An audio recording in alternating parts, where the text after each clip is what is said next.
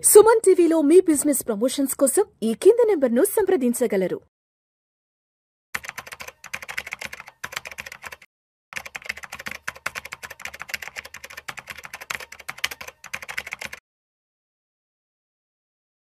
నమస్తే హర్ష. నమస్తే sir. Welcome to Vishnu talks. Thank you. So Harsha, ఇప్పుడు ఒక సక్సెస్ఫుల్ ఇన్వెస్టర్ కావాలి, అదేవిధంగా మార్కెట్లో చక్రం తిప్పాలి అంటే తప్పనిసరిగా ఎటువంటి విషయాలను ఆ ఇన్వెస్టర్ అనేవాళ్ళు తెలుసుకుంటే మార్కెట్లో ఒక చక్రం తిప్పగలరు? సో ఇన్వెస్టింగ్ అంటే అర్థం చేసుకోవడానికి ఎలా వెళ్ళాలి ఆ ప్రాసెస్ అనేది ఒక 7 స్టెప్స్లో చెప్తాను. అంటే ఈ 7 స్టెప్స్ మీకు అర్థమైతే ఓవర్ నైట్ మీరు అద్భుతాలు చేసేలేరు, కానీ మీకు క్లారిటీ వస్తుంది. నెక్స్ట్ ఏం చేయాలి, ఎలా నేర్చుకోవాలి, దీంట్లో నుంచి ఎలా డబ్బులు సంపాదించాలి, క్లారిటీ వస్తుంది. సో ఈ 7 స్టెప్స్ని ఫస్ట్ మనం అర్థం చేసుకుందాం. అసలు ఏంటి ఇన్వెస్టింగ్ అట్ ద కోర్ ఏంటి? అల్టిమేట్గా ఫస్ట్ స్టెప్ మనం తెలుసుకోవాల్సింది ఏంటంటే అసలు బిజినెస్ అంటే ఏంటి, బిజినెస్ని ఎలా అర్థం చేసుకోవాలని. ఏ బిజినెస్ అయినా, ప్రపంచంలో ఏ బిజినెస్ అయినా అర్థం చేసుకోవాలంటే రెండు విషయాలు తెలిసి ఉండాలి. ఒకటి వచ్చి ఆ కంపెనీ బ్యాలెన్స్ షీట్ అంటారు, ఇంకొకటి వచ్చి కంపెనీ ప్రాఫిట్ అండ్ లాస్ అంటారు. ఆ ప్రాఫిట్ అండ్ లాస్ స్టేట్మెంట్, ఈ బ్యాలెన్స్ షీట్, ఈ రెండు ప్లస్లు మైనస్లతో చేయబడిన స్టేట్మెంట్స్. రైట్, మనం ఫస్ట్ క్లాస్ సెకండ్ క్లాస్లో ఎలాగైతే అడిషన్ సబ్ట్రాక్షన్ నేర్చుకున్నాం, ఆ బేసిస్ తోనే ఈ 2 స్టేట్మెంట్స్ వచ్చాయి. ఈ 2 స్టేట్మెంట్స్ కనుక అర్థమైతే మనకు బిజినెస్ మీద ఫస్ట్ ఆఫ్ ఆల్ అవగాహన వస్తుంది. అండ్ మీకు యూట్యూబ్లో కానీ రకరకాల సోర్సెస్, గూగుల్లో, ప్రతి చోట్ల కూడా చాలా బేసిక్గా ఒక్కొక్క టర్మ్ని ఎక్స్ప్లెయిన్ చేస్తారు. బ్యాలెన్స్ షీట్లో ఉంటే ప్రతి ఒక్క టర్మ్ని, ప్రాఫిట్ అండ్ లాస్లో ఉంటే ప్రతి ఒక్క టర్మ్ని. ప్రాఫిట్ అండ్ లాస్ అంటే మీరు ఏమేమి ఖర్చులు పెడుతున్నారు, మీకు ఏమేమి ఆదాయం వస్తుంది, 2 సబ్ట్రాక్ట్ చేస్తే మీకు ప్రాఫిట్ వచ్చిందా, లాస్ వచ్చిందా. బ్యాలెన్స్ షీట్ అంటే మీరు ఈ రోజు నుంచి ఒక 10 సంవత్సరాలకు సరిపడే అంత వస్తువులు, పెద్ద పెద్ద మెషిన్లు, ల్యాండ్కి రెంట్లు తీసుకుంటారు కదా, ఎక్కడైతే ఫ్యాక్టరీ పెట్టాలనుకుంటారో అవంతా బ్యాలెన్స్ షీట్లో ఉంటాయి. ఈ రెండే మీరు తెలుసుకోవాల్సింది. అప్పుడు మీకు ఫస్ట్ బిజినెస్ అంటే ఏంటి అది అర్థమవుతుంది. సెకండ్ ఏంటి, ఆ బిజినెస్లో మీరు అది మంచి బిజినెస్, బ్యాడ్ బిజినెస్ అంటే ఎలా అర్థం చేసుకుంటాం? మీరు ఏదైనా సరే లైఫ్లో మీరు పెట్టిన పెట్టుబడికి ఎంత లాభం వస్తుంది అనే బేసిస్ మీద అది మంచిదా కాదా అని తెలుసుకుంటారు. అవునా? నేను ఒక బిజినెస్లో 100 రూపాయలు పెట్టాను అనుకో, దాంట్లో నుంచి 30 రూపాయలు లాభం వస్తే నాకు 100కి 30 వెనక్కి వచ్చింది. ఇంకొక దాంట్లో 100 పెడితే 10 రూపాయలు వస్తే అప్పుడు నాకు 30 వచ్చేది మంచి బిజినెస్ 10 కంటే. సో ఇవన్నీ కూడా మీకు balance sheet, profit and loss చూస్తే ఈజీగా అర్థమైపోతుంది.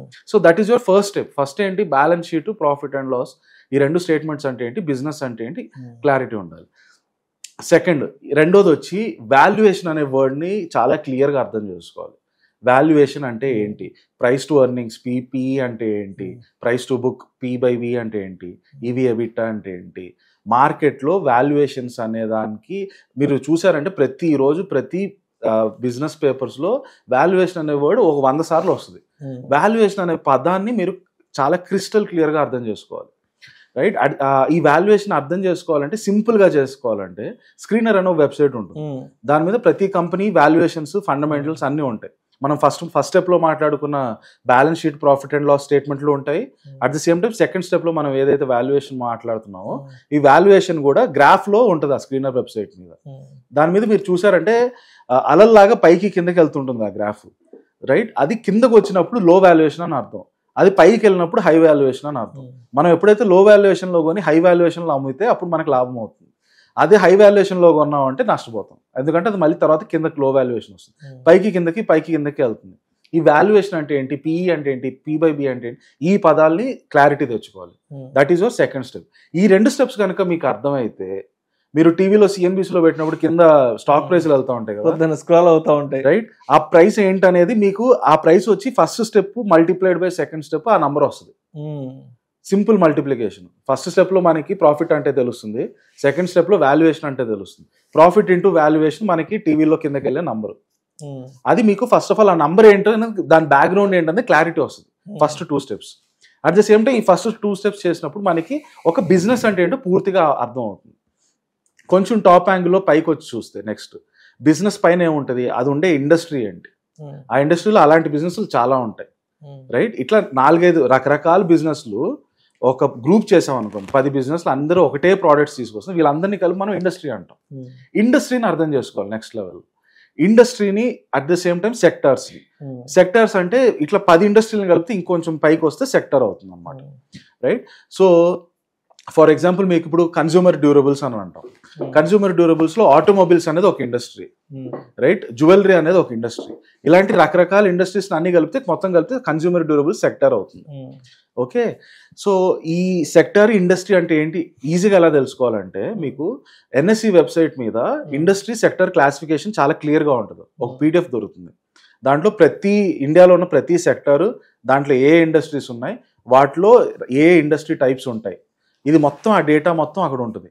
మీరు ఆ డేటాను ఒకసారి చూసాక, ఆ చార్ట్ పీడిఎఫ్ ఫైల్ని ఒకసారి చదివాక ఎన్ఎస్సి వెబ్సైట్లోనే కంపెనీ పేరు కొట్టారనుకోండి, ఆ కంపెనీకి అన్ని డీటెయిల్స్ వస్తాయి. అది ఏ సెక్టర్లో ఉంది, ఏ ఇండస్ట్రీలో ఉంది, ఏ బిజినెస్ చేస్తుంది, మొత్తం డీటెయిల్స్ అక్కడ వస్తాయి. దాన్ని మీరు మైండ్లో మ్యాప్ చేసుకోవచ్చు. అది చేసుకున్నప్పుడు ఏమవుతుంది అంటే మార్కెట్లో మీకు దగ్గర 5,000 కంపెనీలు ఉన్నాయి. 5,000 ఒక్కొక్కటి గుర్తుపెట్టుకోవడం కంటే అసలు మార్కెట్లో ఉన్న సెక్టార్స్ ఎన్ని ఉన్నాయి, 20 ఉంటాయి. ఇండస్ట్రీలో ఒక 100 ఉంటాయి. ఈ 20-100 గుర్తుపెట్టుకోవడం చాలా ఈజీ. ఇది గుర్తుపెట్టుకున్నప్పుడు ఆ తర్వాత వాటిని మ్యాప్ చేసుకుంటే కంపెనీలన్నీ ఈజీగా గుర్తుపెట్టేసుకోవచ్చు, రైట్. ఇది థర్డ్ ఇంపార్టెంట్ స్టెప్. ఇండియన్ మార్కెట్లో ఉన్న సెక్టార్స్ ఏంటి, వాటిలో ఉండే ఇండస్ట్రీస్ ఏంటి, ఇది క్లారిటీ తెచ్చుకోండి. Fourth, the most important step వచ్చి రీడింగ్. మీరు కంటిన్యూస్గా ఈ ఫీల్డ్లో, ఇన్వెస్టింగ్ అనే ఫీల్డ్లో మీరు ఎంటర్ అయ్యి డబ్బులు సంపాదించాలంటే మీకు ఉండాల్సిన బిగ్గెస్ట్ స్కిల్ ఏంటంటే రీడింగ్, రైట్. ఏం చదవాలి, ఏది పడితే అది చదవకూడదు కదా. ఆబ్వియస్గా మోస్ట్ ఇంపార్టెంట్ స్టేట్మెంట్స్ ఏమొస్తాయంటే, ఒక కంపెనీ గురించి అర్థం చేసుకోవాలంటే స్క్రీనర్ అనే వెబ్సైట్ మీదకి వెళ్ళి దాంట్లో కంపెనీ పేరు టైప్ చేస్తే కిందకు వచ్చేసారు అనుకోండి, పేజ్ కిందకి రైట్ సైడ్లో మీకు కాన్ కాల్స్ అని ఉంటాయి. కాన్ కాల్స్ అంటే అర్థం ఏంటంటే కాన్ఫరెన్స్ కాల్స్. మనం ఫోన్లో 4 కలిసి మాట్లాడితే దాన్ని కాన్ఫరెన్స్ కాల్ అంటాం కదా. అలా ప్రతి కంపెనీ కూడా, ఇండియాలో ఉండే ప్రతి కంపెనీ, మార్కెట్లో లిస్ట్ అయిన కంపెనీస్ ఎవ్రీ క్వార్టర్ అంటే 3 నెలలు, ప్రతి 3 నెలలకు ఒకసారి ఒక కాన్ఫరెన్స్ కాల్ అని కండక్ట్ చేస్తారు. ఆ కాల్లో ఎవరైనా వచ్చి ఆ company main management, CEO, MD, chairman అందరూ కూర్చొని ఉంటారు. వాళ్ళని వచ్చి ఆ కంపెనీ గురించి ఏమైనా క్వశ్చన్స్ అడగచ్చు. వాళ్ళు అవన్నీ డీటెయిల్స్ చెప్తారనమాట.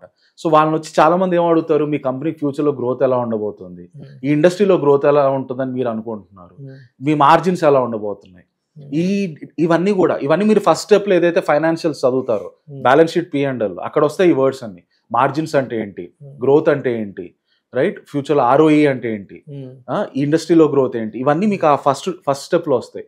అది నేర్చుకున్నాక ఫోర్త్ స్టెప్ రీడింగ్ వచ్చినప్పుడు ఆ కాన్ కాల్స్ ఇస్తే దాంట్లో మీకు ఆ ఫస్ట్ స్టెప్లో మీరు ఏదైతే నేర్చుకున్నారో profit and loss, balance sheet, ఈ రెండింటి గురించి ఫుల్ డిస్కషన్ ఉంటుంది.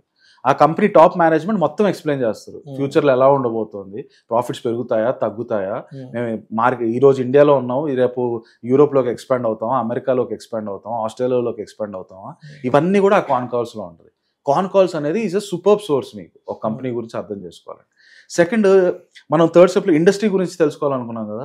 ఇండస్ట్రీ గురించి అర్థం అవ్వాలంటే బెస్ట్ సోర్స్ వచ్చి మీకు ఏదైనా కంపెనీ IPOకి వస్తుంది అనుకోండి, IPOకి వచ్చేటప్పుడు DRHP అని ఒక డాక్యుమెంట్ వదులుతారు, డ్రాఫ్ట్ రెడ్ హెరింగ్ ప్రాస్పెక్టస్ అంటారు. ఆ డాక్యుమెంట్ లో ప్రతి కంపెనీ కూడా వాళ్ళ ఇండస్ట్రీకి సంబంధించిన మొత్తం అనాలిసిస్ కూడా దాంట్లో చేస్తుంది. ఒకవైపు కంపెనీ గురించి మాట్లాడుతుంది, కానీ ఒక సెక్షన్ కంప్లీట్ గా ఆ ఇండస్ట్రీ మొత్తం గురించి మాట్లాడుతుంది. మీకు ఒక ఇండస్ట్రీ తెలుసుకోవాలంటే DRHPలో ఆ ఇండస్ట్రీ సెక్షన్ కంటే మించిన బెస్ట్ సోర్స్ అనేది ఎక్కడా ఉండదు. అంటే ఇది ఫ్రీగా దొరుకుతుంది మీకు. కంపెనీ పేరు కొట్టి స్విగ్గీ DRHP అని కొడితే ఆ food service sector, e-commerce food service sector గురించి మొత్తం డీటెయిల్స్ మీకు ఆ స్విగ్గీ DRHPలో దొరుకుతుంది ఫ్రీగా వెబ్సైట్ మీద. గూగుల్లోకి వెళ్ళి కొడితే వచ్చేస్తుంది డాక్యుమెంట్. సో రీడింగ్ అనేది చాలా ఇంపార్టెంట్. ఒకటి వచ్చి కంపెనీ గురించి తెలుసుకోవాలంటే కాన్ కాల్స్, ఇండస్ట్రీ గురించి తెచ్చుకోవాలంటే ఈ DRHP reports. At the same time చాలా మంది పెద్ద AMCs ఉంటాయి కదా, మోతిలాల్ ఓస్వాల్, నువామా, వీళ్ళందరూ రెగ్యులర్ గా రిపోర్ట్స్ రిలీజ్ చేస్తూ ఉంటారు. IIFL కానీ, JK ఫైనాన్స్ కానీ, వీళ్ళందరూ రెగ్యులర్ గా రిపోర్ట్స్, అవి ఏవేవి దొరికినా కూడా మీకు నచ్చినవి తీసుకొని ర్యాండమ్ గా చదువుతూ ఉంటే మీకు అవగాహన వస్తుంది. అసలు ఇండస్ట్రీ ఎలా ఉంది, ఫ్యూచర్ లో గ్రోత్ ఎలా ఉండబోతుంది, మార్జిన్స్ పెరుగుతాయా లేదా, మార్కెట్ లో ఉన్న మేజర్ న్యూస్ ఏంటి, రైట్. సో ఈ 5 స్టెప్స్ కోర్ గా. ఫస్ట్ 2 స్టెప్స్ ఏం చెప్పాం, బిజినెస్ ఒకటి, వాల్యుయేషన్స్ ఒకటి, అంటే ఆ కంపెనీ గురించి క్లారిటీ వస్తుంది. థర్డ్ అండ్ ఫోర్త్ స్టెప్ ఏం మాట్లాడుకున్నాం, సెక్టార్స్ ఏంటి, ఇండస్ట్రీస్ ఏంటి, ఎక్కడెక్కడి నుంచి ఈ రీడింగ్ మెటీరియల్ చేయాలి, రైట్. ఈ 4 కనుక మీరు చేస్తే ఒకవైపు బిజినెస్ గురించి క్లారిటీ వస్తుంది, మరోవైపు ఇండస్ట్రీ గురించి రీడింగ్ ఎలా చదవాలనేది మొత్తం క్లారిటీ వస్తుంది. ఆ తర్వాత మీరు చేయాల్సిన 5th మోస్ట్ ఇంపార్టెంట్ స్టెప్ వచ్చి మీకు అర్థమైన వ్యూస్ ని తీసుకెళ్లి సోషల్ మీడియాలో ఎక్కడ పడితే అక్కడ రాసేయండి.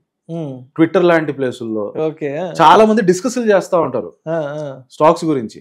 అక్కడికి వెళ్ళి మీకు నచ్చింది రాసేయండి. మీకు ఏమర్థమైందో అది రాశారంటే అవతలవాడికి మీరు రాసిన దాంట్లో ఏదైనా తప్పు కనిపించింది అనుకోండి, చాలా ఉత్సాహంగా వచ్చి నువ్వు చెప్పిన తప్పు అని చెప్తాడు.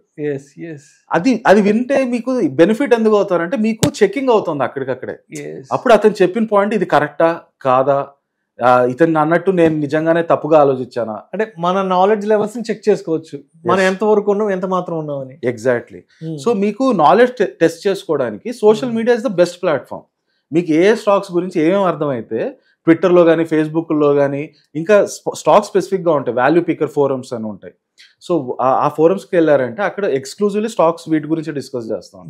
అక్కడికి వెళ్ళి మీకు అర్థమైంది ఏంటో రాసేసేయండి. రాసేస్తే గుడ్ బ్యాడ్ అగ్లీ వాళ్ళు వచ్చి ఏదో పొగుడతారు లేదా తిడతారు. దాని నుంచి ఏమవుతుందంటే మీకు ఇంప్రూవ్ అవుతారు. మీరు ఆబ్వియస్ గా మీరు స్టార్ట్ చేసిన నెక్స్ట్ డేనే అద్భుతాలు సృష్టించలేరు కదా.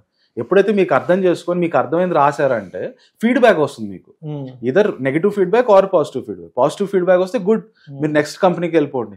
నెగిటివ్ ఫీడ్బ్యాక్ వస్తే ఎందుకు నేను తప్పుగా అనలైజ్ చేశాను అనేది థాట్ ప్రాసెస్ లో మీకు వెళ్ళినప్పుడు అప్పుడు మీరు మళ్ళీ నెక్స్ట్ కంపెనీకి వెళ్ళినప్పుడు అలాంటి తప్పులు చేయకుండా ఇంప్రూవ్ అవుతూ ఉంటారు. రైట్. ఇది 5th పాయింట్. నెట్వర్కింగ్ చాలా ఇంపార్టెంట్. 6th గా వచ్చేసరికి మీకు కొన్ని బుక్స్ చదవాలి. ఆ బుక్స్ ఎవరంటే వరల్డ్ లో ఉన్న లెజెండరీ ఇన్వెస్టర్స్ సంబంధించిన books. Warren Buffett, Charlie monger, Peter Lynch, Ramdev Agarwal, వీళ్ళందరూ కూడా చాలా మంది బుక్స్ రిలీజ్ చేశారు. వీళ్ళందరూ లెజెండరీ ఇన్వెస్టర్స్, కొన్ని వేల కోట్లు సంపాదించారు మార్కెట్లో నుంచి. వీళ్ళందరూ వాళ్ళు జీవితకాలంలో నేర్చుకున్నవన్నీ ఈ బుక్స్ లో రాసి ఇచ్చారు. వెళ్ళి హ్యాపీగా కూర్చొని ఆ బుక్స్ అన్ని ఒకసారి చదవండి. ఈ స్టార్టింగ్ లో చేసిన స్టెప్స్ చేస్తే అప్పుడు మీకు క్లారిటీ వస్తుంది ఆ బుక్స్ లో ఏమేమి మాట్లాడుతున్నారు, దేని గురించి మాట్లాడుతున్నారు. And different styles of investing. Value investing అంటే ఏంటి, గ్రోత్ ఇన్వెస్టింగ్ అంటే ఏంటి, ట్రేడింగ్ అంటే ఏంటి, ఇంట్రాడే ట్రేడింగ్ అంటే ఏంటి, షార్ట్ టర్మ్ ట్రేడింగ్ ఏంటి, స్వింగ్ ట్రేడింగ్ ఏంటి, లాంగ్ టర్మ్ ఇన్వెస్టింగ్ ఏంటి. మీరు చేసినా చేయకపోయినా, మీరు ఫ్యూచర్లో వాటిలో చేసినా చేయకపోయినా అసలు ఈ టర్మ్స్ అంటే ఏంటి, వాళ్ళు ఏం చేస్తారనేది ఫస్ట్ ఒక అవగాహన తెచ్చుకోండి. టెక్నికల్స్ అంటే ఏంటి, ఫండమెంటల్స్ అంటే ఏంటి. Finally the most important step, 7th step ఏంటంటే ఇవన్నీ చేసేవాళ్ళు ఎవరైనా సరే ఇవన్నీ చేశాక కూడా మీరు డబ్బులు సంపాదించాలంటే మీకు అన్నిటికంటే ముందుగా ప్రాపర్గా ఉండాల్సింది మీ మైండ్ సెట్. మనకి లలితా జ్యువెలరీ యాడ్లో అంటారు కదండి, డబ్బులు ఎవరికి ఊరికే రావు. అది మీరు ఫస్ట్ ఆఫ్ ఆల్ ఎక్కడన్నా రాసి గుర్తుపెట్టుకోండి. డబ్బులు ఎవరికి ఊరికే రావు. డబ్బులు సంపాదించాలి మార్కెట్లో అంటే మీకు దాంట్లో చాలా కష్టపడాలి. ఫస్ట్ ఆఫ్ ఆల్ కష్టపడడం ఏంటంటే ఈ చెప్పినవన్నీ చదవాలి, చదివి అర్థం చేసుకొని మార్కెట్లో ఉండే ప్రతి కంపెనీ ఎలా ఉంది, ఫ్యూచర్లో మార్జిన్స్ పెరుగుతాయా, ప్రాఫిట్స్ ఎలా ఉంటాయి, ఇండస్ట్రీ పెరుగుతుందా, ఇండస్ట్రీ మూతపడిపోతుందా. ఫర్ ఎగ్జాంపుల్ మీరు వెళ్ళి ఒక బాగా పెట్రోల్ యూజ్ చేసే ఇండస్ట్రీలో డబ్బులు పెట్టారనుకోండి, ఫ్యూచర్లో ఆ ఇండస్ట్రీ మూతపడిపోవచ్చు, మొత్తం ఈవీలోకి వచ్చేయచ్చు, ఎలక్ట్రిక్ వెహికల్స్లోకి వచ్చేయచ్చు. సో పాత పెట్రోల్ వెహికల్స్లో డబ్బులు పెట్టడం వేస్ట్. ఈ అండర్స్టాండింగ్ అంతా మీరు రీడింగ్ మీద వస్తుంది. సో ఆ మైండ్ సెట్ మీకు ఏదైతే ఇమ్మీడియట్గా నేను ఈరోజు నాకు ఎవరో ఒకరు చిట్కాలు చెప్పాలి, ఇది 100లో కొనాలి, 80లో స్టాప్ లాస్ పెట్టాలి, 150 అవుతే అమ్మేయాలి, ఇలా చేస్తూ వెళ్ళారంటే మీరు లాంగ్ టర్మ్లో సస్టైనబుల్ వేలో వెల్త్ క్రియేట్ చేయలేరు. మీకు ఏదో 1-2 వర్కౌట్ అవ్వచ్చు, ఆ తర్వాత 2-3 ఫెయిల్ కూడా అవుతాయి. దానివల్ల నెట్గా చూసుకున్నారంటే మీరు ఎక్కడ స్టార్ట్ అయ్యారో అక్కడే ఆగిపోతారు. లాంగ్ టర్మ్లో వెల్త్ క్రియేట్ చేయాలంటే first of all me mind set ఈ హార్డ్ వర్క్ ఏదైతే ఎఫర్ట్ ఏదైతే పెట్టాలో ఇవన్నీ పెట్టి స్టాక్స్ అన్ని అర్థం చేసుకొని ఆ తర్వాత ఇన్వెస్టింగ్ చేయండి. ఇవన్నీ నా వల్ల కాదు అని అనుకుంటే మాత్రం వెళ్ళి ఒక సెబీ రిజిస్టర్డ్ ఫైనాన్షియల్ అడ్వైజర్కి అప్పచెప్పేసి మీరు మీ పని చేసుకోవడం బెస్ట్. సో మొత్తానికి ఇప్పటి వరకు మీరు చెప్పిన ఈ 7 పాయింట్లు కనుక తప్పనిసరిగా ఫాలో అయ్యి వాటిని కనుక అర్థం చేసుకుంటే మార్కెట్లో ఒక సక్సెస్ఫుల్ ఇన్వెస్టర్గా చక్రం తిప్పొచ్చు అంటారు. Right sir, thank you so much Harsha. Thank you.